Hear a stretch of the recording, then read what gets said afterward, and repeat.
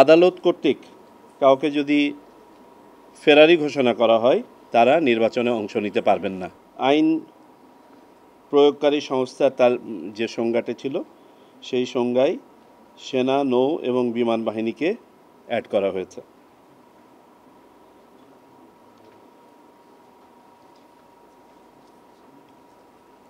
বিভিন্ন পোলিং স্টেশনের যে তালিকা, সেই তালিকাটা মাঝখানে আর ইলেকশন কমিশনের কাছে ছিল না, এটাকে ফেরত আনা হয়েছে।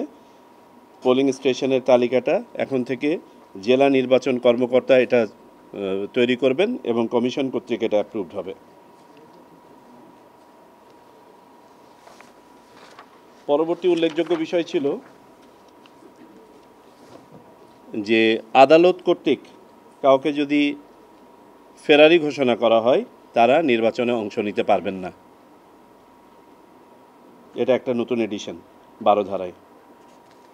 12 ধারায় আর একটা এডিশন করা হয়েছে যে যারা আপনার অফিস অফ প্রফিট হোল্ড করেন, লাভজনক অফিস যারা হোল্ড করেন, সেখানে একটা ক্লজ অ্যাড করা হয়েছে যে তিনি যদি আপনার কোনো অফিস হোল্ড করেন যেটা গভর্নমেন্ট অর্গানাইজেশন, যেখানে সরকারের শতকরা 50 ভাগের বেশি শেয়ার আছে, এই ধরনের কোনো অফিসের যদি তিনি কোনো এক্সিকিউটিভ হন। 12 ধারা আরেকটা জিনিস অ্যাড করা হয়েছে যে যারা প্রার্থী হতে চাইবেন তাদেরকে তাদের সেই সংশ্লিষ্ট কনস্টিটিউয়েন্সির কোনো শিক্ষা প্রতিষ্ঠানের গভর্নিং বডিতে থাকা যাবে না, চেয়ার হিসাবে বা সদস্য হিসেবে।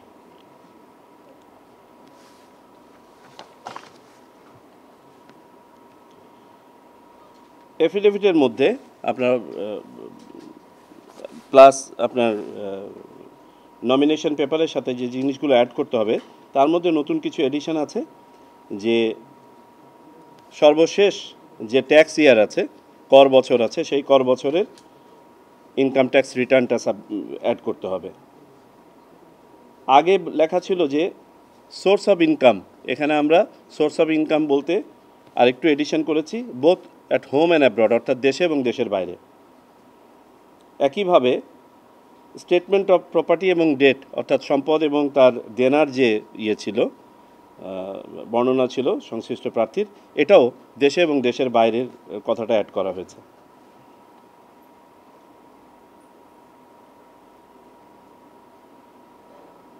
এফিডেভিটের কপিগুলো বিশেষ করে আপনার পরিসম্পদের যে বিবরণ, এটা নির্বাচন কমিশনের ওয়েবসাইটে পাবলিশ করা হবে, এটা অ্যাড করা হয়েছে।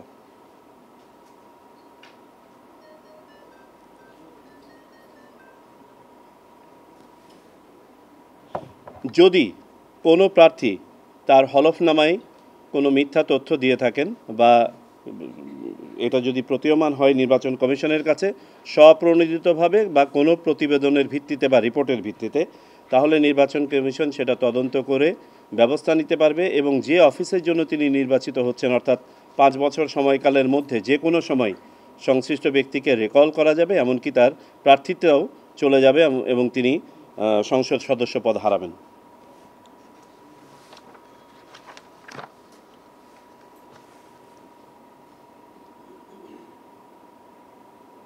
আগে আপনার জামানতের অর্থ পরিমাণ ছিল 20,000 টাকা, এটাকে বাড়িয়ে 50,000 টাকা করা হয়েছে।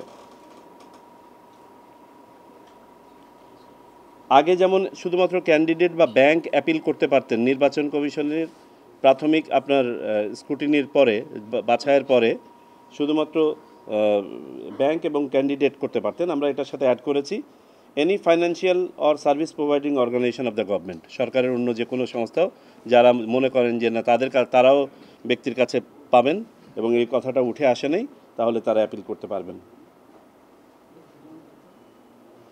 না ভোটের ব্যাপারে যে সিদ্ধান্তটা হয়েছিল যে এখন থেকে কোথাও একক প্রার্থী থাকলে সরাসরি তাকে বিজয়ী ঘোষণা করা হবে না, তাকে নায়ের বিপক্ষে ভোট করতে হবে এবং দ্বিতীয়বারও যদি গিয়ে দেখা যায় তফসিল করে নতুনভাবে ঘোষণা করার পরে আবারও একই প্রার্থী হচ্ছে, তখন আর না ভোট হবে না, কিন্তু একবার অন্ততপক্ষে না ভোটের সাথে সিঙ্গেল প্রার্থীকে করতে হবে, কন্টেস্ট করতে হবে এবং সেই এতে যদি যিনি ব্যক্তি প্রার্থী তিনি নায়ের চেয়ে বেশি ভোট পেয়ে যান তাহলে তো নির্বাচিত হয়ে গেলেন।